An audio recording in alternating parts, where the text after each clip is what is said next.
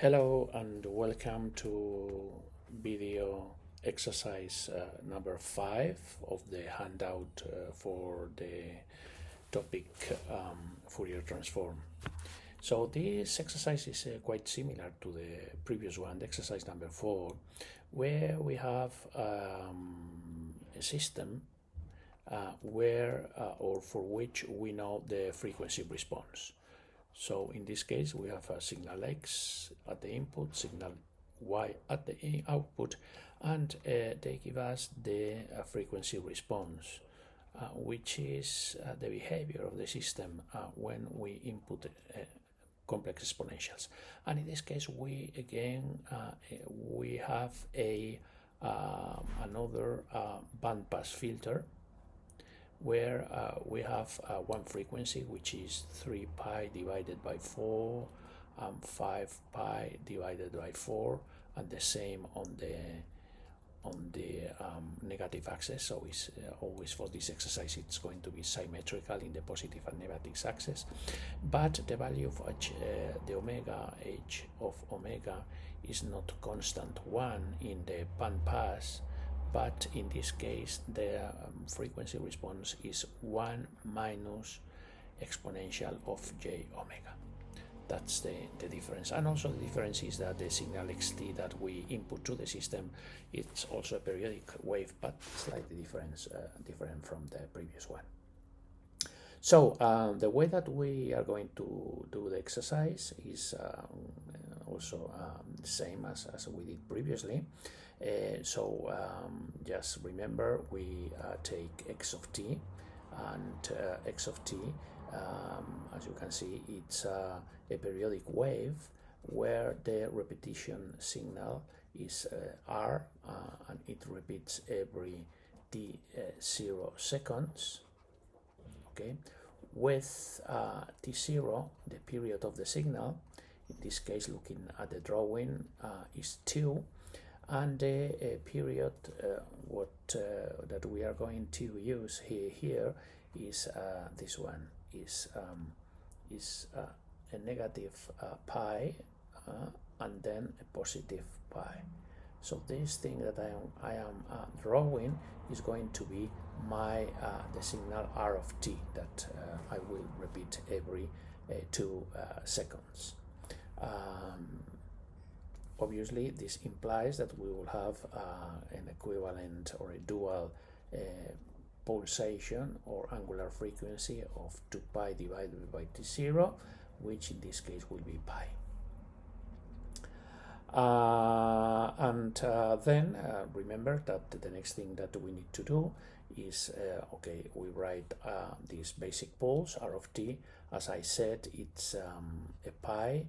The positive pi has an amplitude of 1/2, 1 divided by 2, and it's a pi which is displaced to the right 1/2, so will correspond to this point or to this part of r of t, and the total width is 1. And then we have a negative part which corresponds to this part of the pulse, and in this case is -1 of the amplitude, and is a pi that is displaced to the left 1 divided by 2 seconds, and also the width is 1. So this is our basic repetition pulse that we have chosen. In this case, you could have used another one, but we chose this one. So the next step, remember, was to get the Fourier transform of the basic pulse that we call r of omega. This is very easy because, again, these are pi pulses. So the Fourier transform we know is this one. I go fast now because by this time you should be familiar on how to do this. And then we have the negative sinc of omega divided by 2 pi.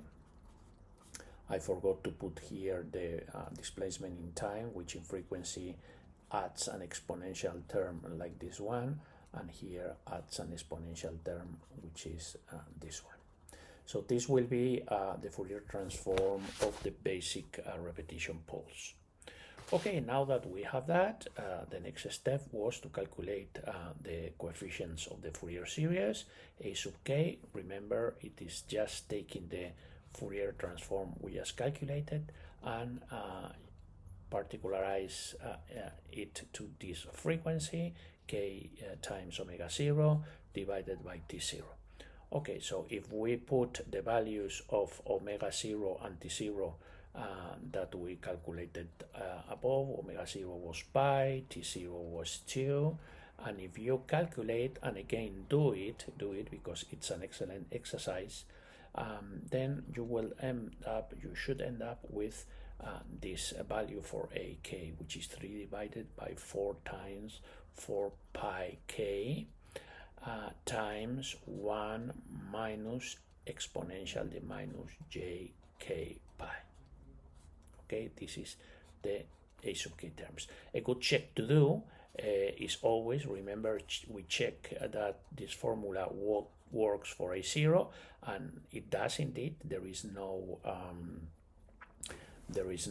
problem. Well, actually there is a problem, because A0 will be 3 divided by J4 pi times 0, so we have a 0 in the denominator, and in the numerator we have K0, we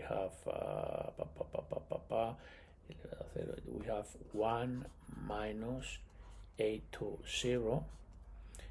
A to 0 is 1, so this will be 1, this will be 0, so this is an indetermination, 0 divided by 0. So what we need to do, as we did in the other exercise, is just calculate a 0 term apart, so it will be 1 divided by t0, integral to the period of the signal, which is between -1 or minus and plus 1 of xt dt. Okay, if you calculate that, what we are doing with it, what we are doing with this A0 is always the average value of the signal. So you can do that, but you can see that directly. What is the average value of these red poles? It's obviously 0. We have a positive and a negative areas that are the same. So in this case, the same and opposite in sign. So in this case, A0 is 0.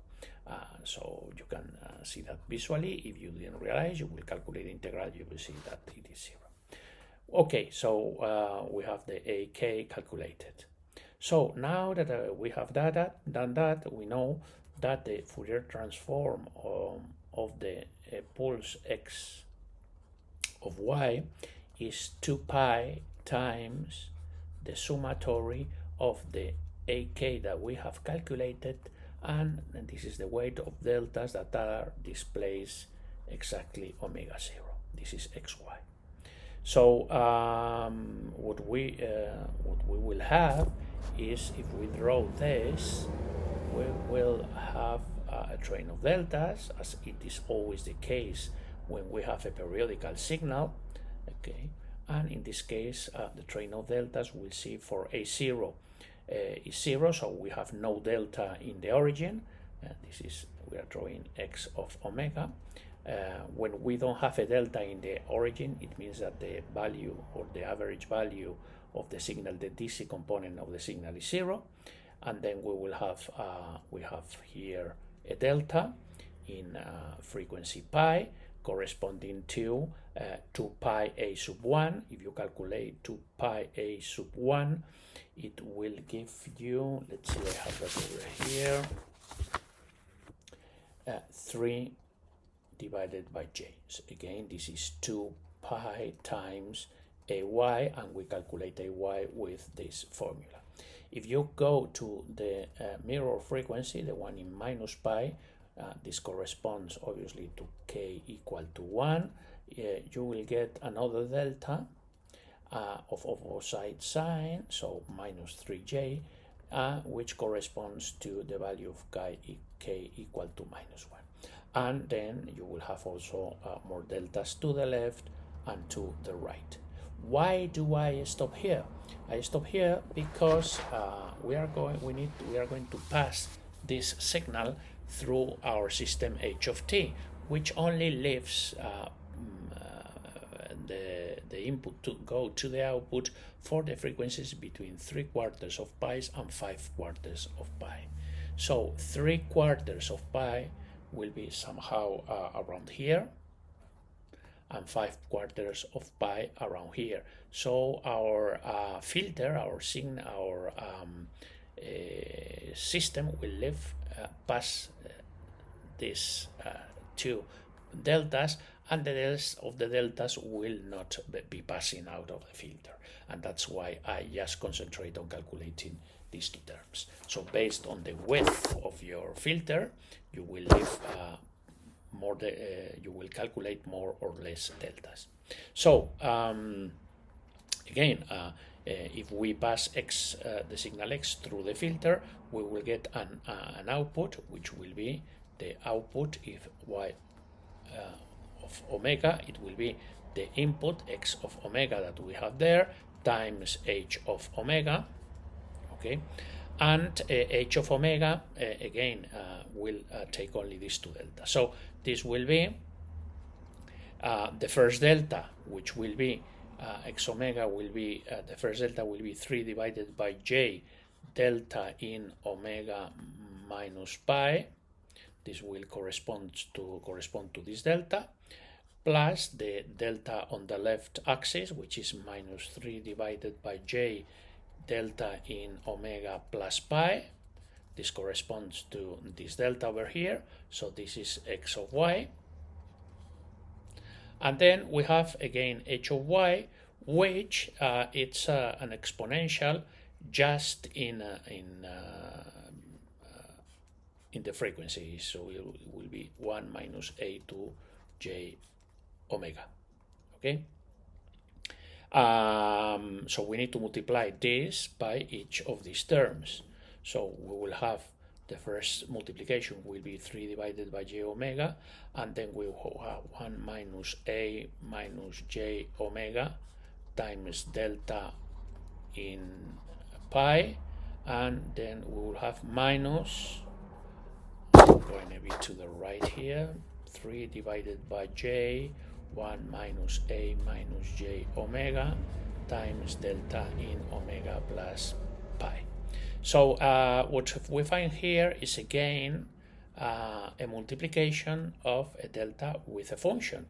And remember that when we have a function of frequency or time or whatever, and we multiply it by a delta that is displaced in a certain point, let's call it omega 0, the result of this is the value of the function in the frequency where the delta is centered, which in this case is omega 0 times the delta. Okay, so if we apply this to our case, we will have 3 divided j, and then we will have 1 minus e2 minus j where the delta is. The delta in this case is pi in pi, so we'll have here, and times delta omega minus pi, and then the other term, which is this y, times 1 minus a minus j, and in this case is minus pi here, and delta in omega plus pi. Okay, so e2 minus j p pi is minus 1, so 1 minus minus 1, this is 2, and also this one is 2. So we will have 6 divided by j, and 2 deltas here, one delta y w minus pi, and the other one minus double omega plus pi. So this, if we just multiply this by pi and we divide it by pi, what we get here is a sinus. Okay, so the Fourier transform of this expression, so y of t, what we will get at the output is the Fourier transform of this, which is, I take the p and the j over here along with these two deltas. All this is a sinus, so what we will have is 6 divided by pi sinus of pi t. This will be the output of the filter. Okay, so that's again another interesting exercise where we have an input signal and an output and a filter. In this case, the input is again another periodical signal. So in order to calculate the output, we just calculate the Fourier transform of the input, which is this, which again is a train of deltas. We pick the deltas that are let passing the filter, which in this case are this delta and this delta, and we calculate the output as the input, in this case the deltas, times the response of the system.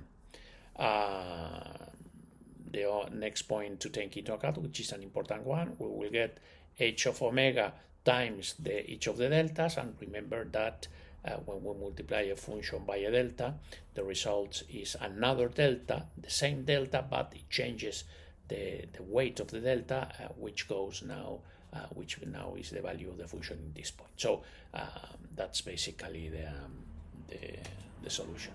Thank you very much for your attention, and see you in the next video. Bye bye.